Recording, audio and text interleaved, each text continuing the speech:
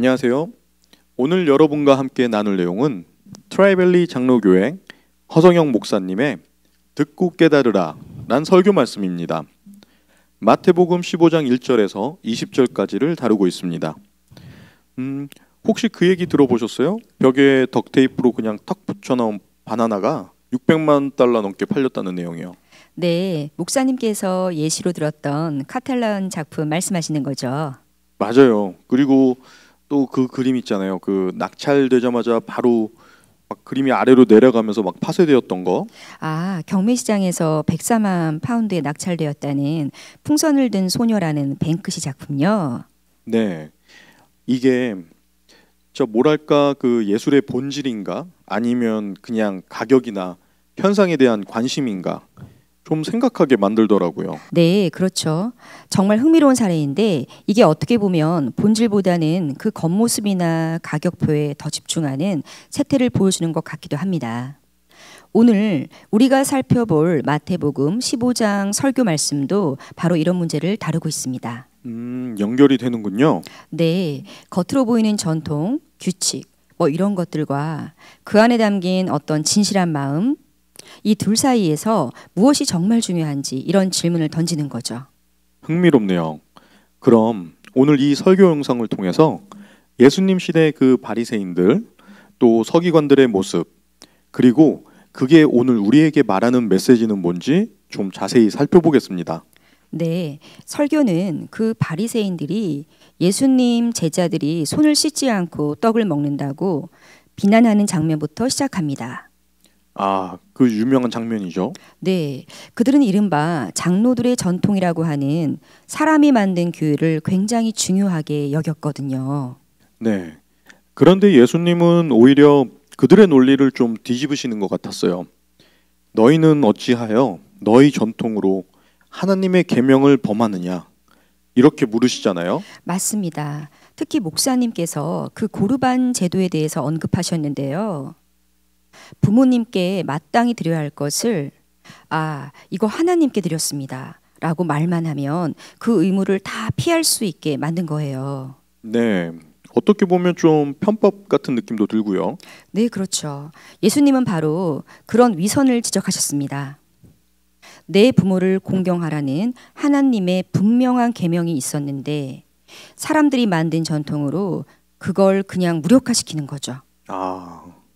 그래서 예수님이 말씀하는 핵심은 사람을 진짜 더럽게 하는 건 손을 씻었냐 씻지 않았냐 같은 그런 외적인 게 아니라는 거죠.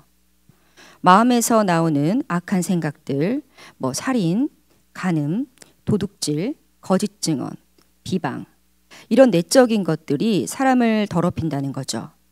겉모습이 아니라 속마음이 중요하다는 말씀입니다. 그 말씀이 참 오늘날에도 깊게 와닿는 것 같아요. 설교에서도 이런 본질을 놓치고 좀 겉도는 사람들의 특징을 세 가지로 짚어주던데요. 네. 첫째가 그 사소한 것에 집착한다는 거였어요.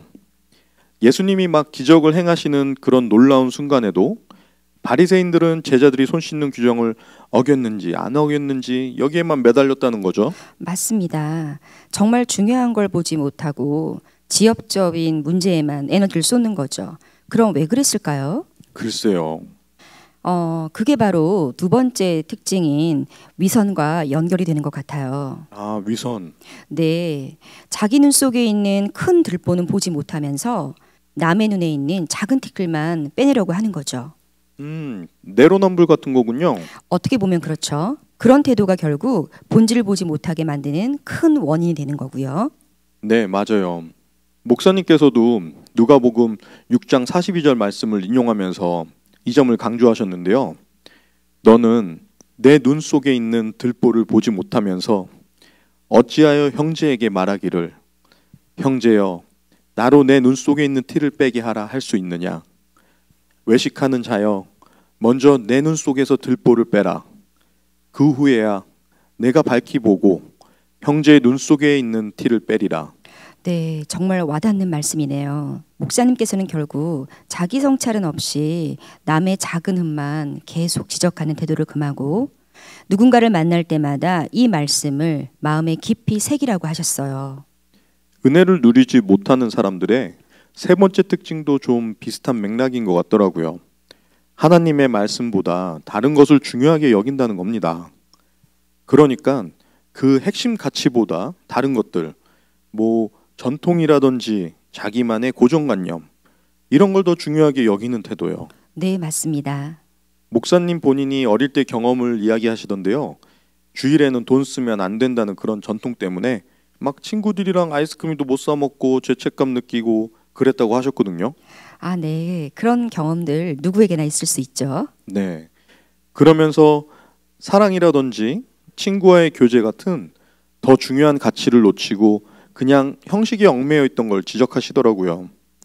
이게 혹시 아까 말한 그 현대 미술 작품들처럼 본질보다는 어떤 형식이나 외부 평가에 집착하는 그런 모습과도 좀 통하는 면이 있을까요? 네, 저는 충분히 그렇게 볼 수 있다고 생각합니다. 본질적인 가치나 의미보다는 외부의 시선, 규칙, 아니면 뭐 가격표 같은 것에 더 무게를 두는 경향이라는 점에서요. 이런 문제들에 대해서 예수님이 제시하는 해법은 아주 간단하면서도 깊이가 있었습니다. 마태복음 15장 10절 말씀, 무리를 불러 이르시되 듣고 깨달으라. 아, 듣고 깨달으라. 네, 여기서 듣는다는 건 목사님 설교 말씀에 따르면 그냥 귀로 소리를 듣는 차원이 아니에요. 아쿠오테라는 헬라어인데 온 마음으로 경청하고 또 거기에 반응하는 것까지 포함돼 있죠. 아, 그냥 흘려듣는 게 아니군요. 그렇죠. 그리고 깨닫는다. 시니에테라는 것도 단순히 머리로 아, 그렇구나 이해하는 걸 넘어서서요.